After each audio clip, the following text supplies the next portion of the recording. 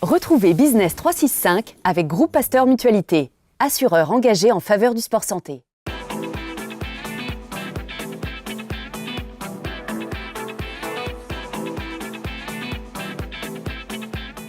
Business 365, c'est parti avec un premier invité, Laurent Katz, le président de la Maison Pékinier. Bonjour Laurent. Bonjour Alain. Vous êtes né en 1962, des belles études, et après votre premier job, c'était dans la pub, mais spécialisé un peu dans la mode. Racontez-nous.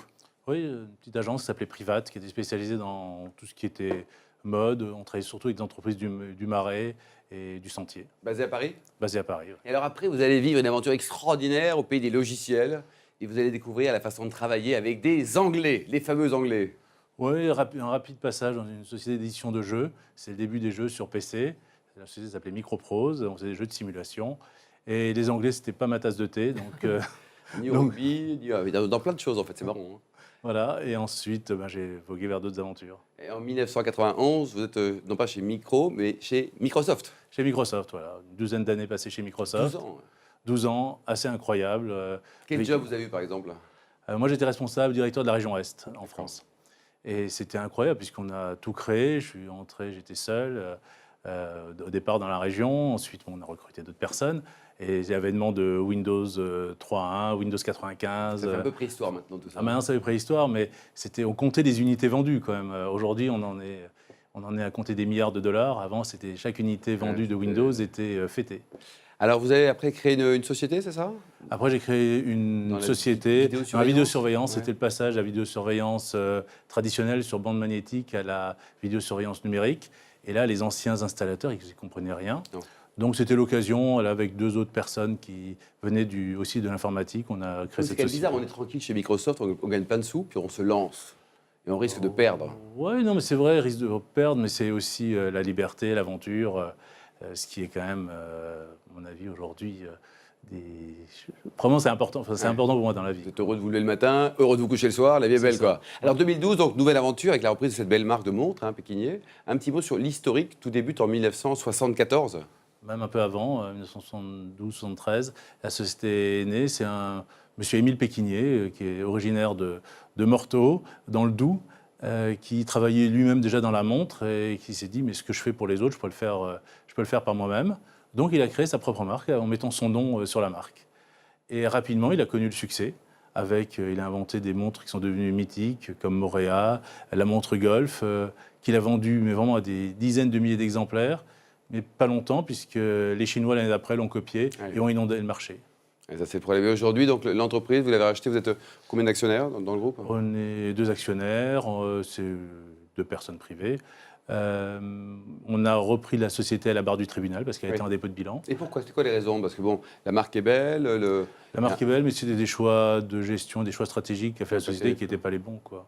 Ouais. La partie fabrication, est-ce que vous fabriquez chez les Chinois, Laurent Katz? Non, on fabrique en France. Voilà, on est la dernière manufacture française.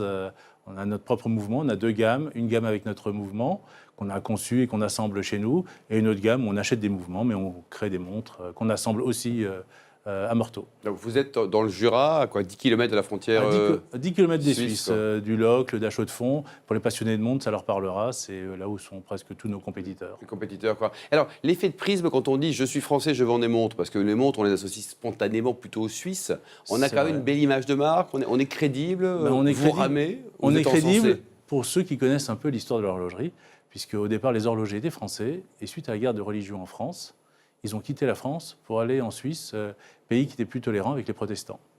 Et depuis ce moment-là, des gens comme Breguet, Blancpain, voilà, ce sont des Français qui sont partis.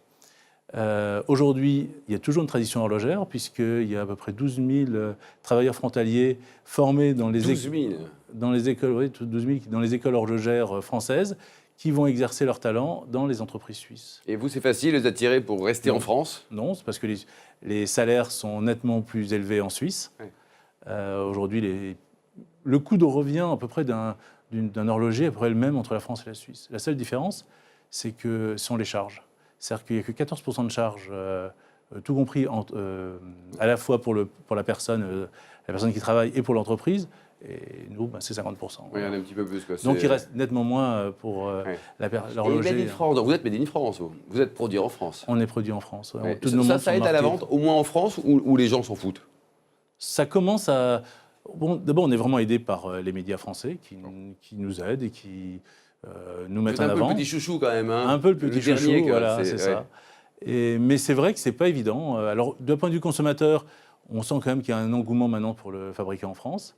La part des revendeurs, pas toujours. Pas toujours. Alors, côté sponsoring sportif, vous avez à une époque investi beaucoup dans le golf. C'était à l'époque du fondateur, j'allais dire. Oui, tout à fait.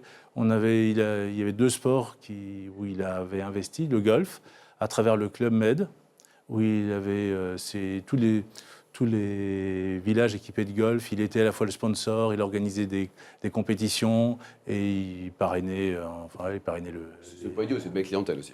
Très belle clientèle, ça concorde exactement avec l'image de Pékinier. Et puis l'équitation aussi. Et bon, lui-même, c'est un grand cavalier. Il a été cavalier professionnel, il continue aujourd'hui, il a toujours ses chevaux.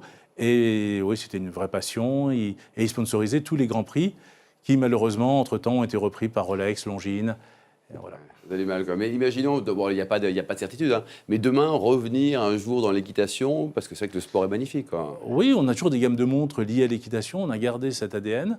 Et demain, en effet, on essaye de revenir vers... il y a peut-être des projets, peut-être. Il y a des projets, voilà. En tout cas, l'actualité, c'est un deal qui a été signé avec la Fédération française de hand le 1er janvier 2016 pour 3 ans. C'est ça. Donc vous êtes partenaire, c'est ça? On est partenaire. Alors, pourquoi le hand? Déjà, pourquoi le hand? Quelles sont les valeurs qui vous ont plu dans le hand? Ce sont des valeurs.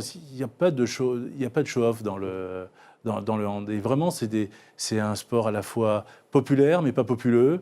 Et je trouve que à travers les 2 équipes, aussi bien hommes que femmes, ce sont vraiment des gens qui se donnent. Il y a un bon esprit. On a rencontré les gens de la fédération. Là aussi, c'est vraiment des gens sains. Voilà.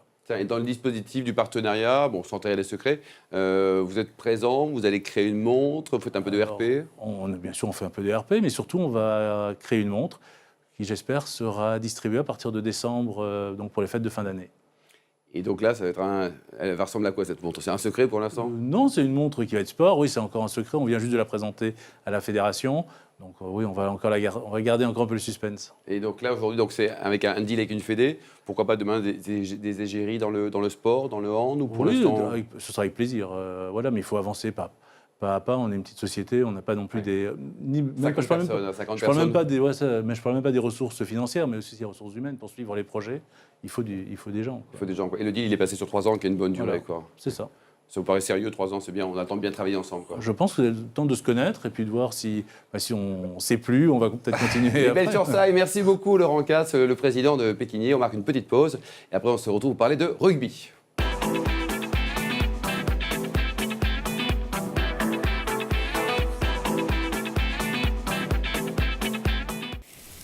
Business 365 vous a été présenté par Groupe Pasteur Mutualité.